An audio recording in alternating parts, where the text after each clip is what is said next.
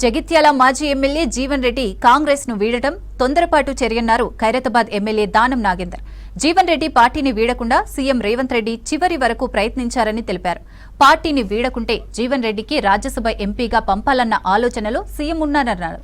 కానీ ఎమోషనల్ గా బీఆర్ఎస్ లో చేరుతారని నిర్ణయం తీసుకున్నారని అన్నారు.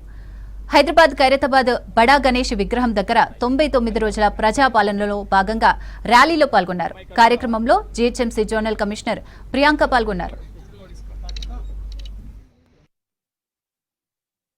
జీవన్ రెడ్డి గారు పార్టీ వదిలిపోవడం బాధనే.